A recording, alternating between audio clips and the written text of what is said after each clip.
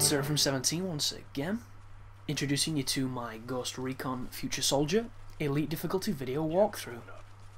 This is the final section to Silent Talon, and this is probably the most intensive part because you're going to be kind of close to the impact. That's me getting suppressed right there, that's why the camera was wobbling a little bit.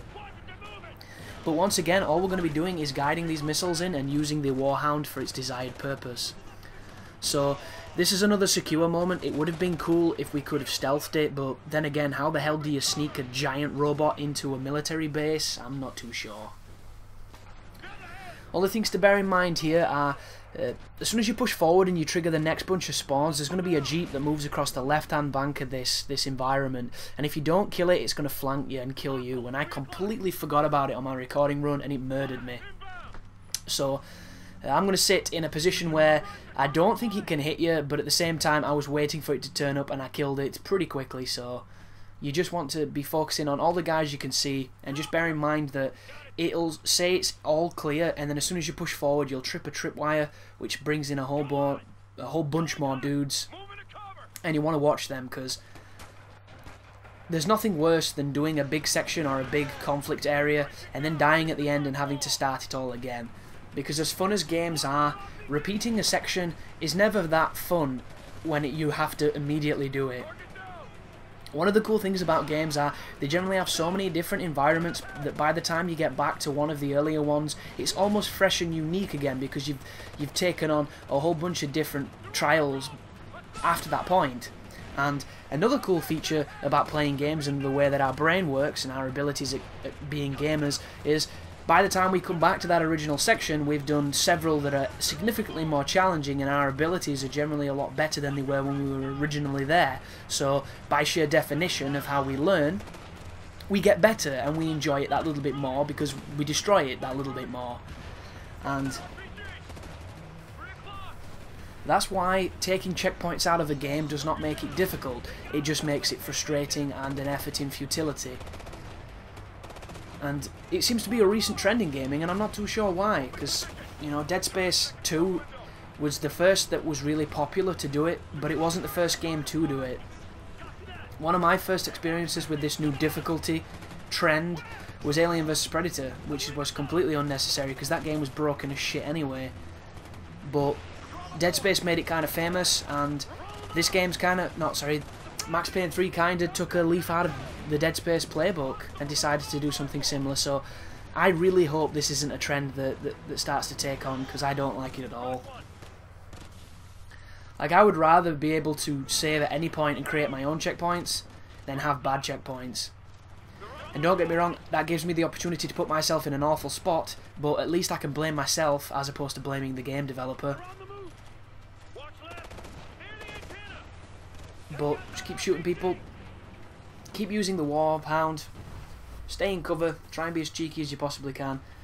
Just bear in mind that when you are cloaked and things are kicking off and you're engaged, the enemies will still be able to see where you are. It's nowhere near as effective as it should be, and it's one of my major gripes with the game.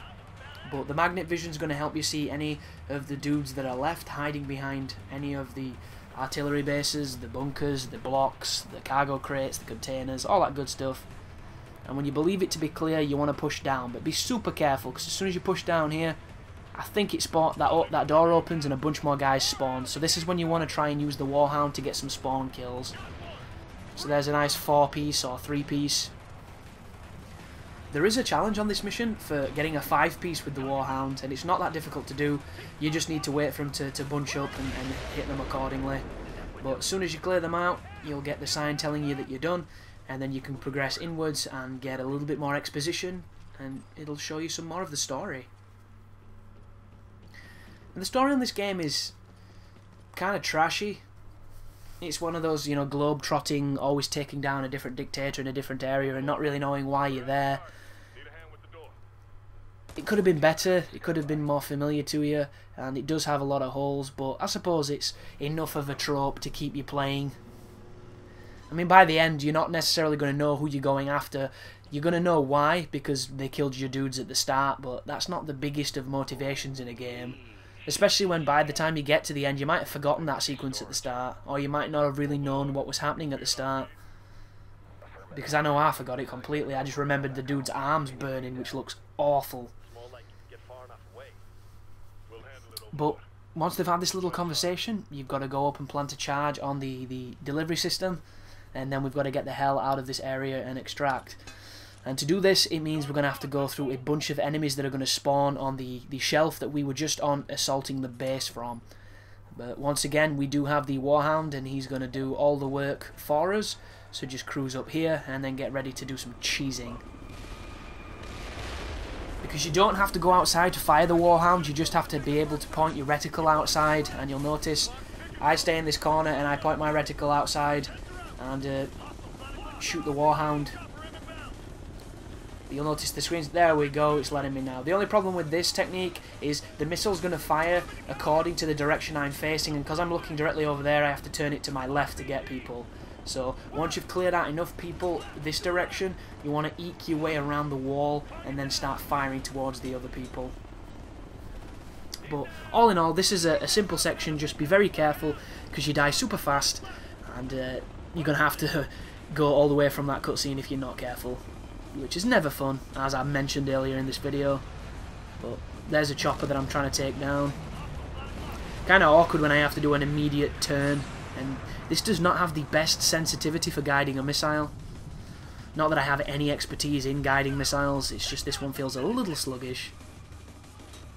But a couple more guys left, a couple more guys will spawn as you push up, but this weapon's so overpowered.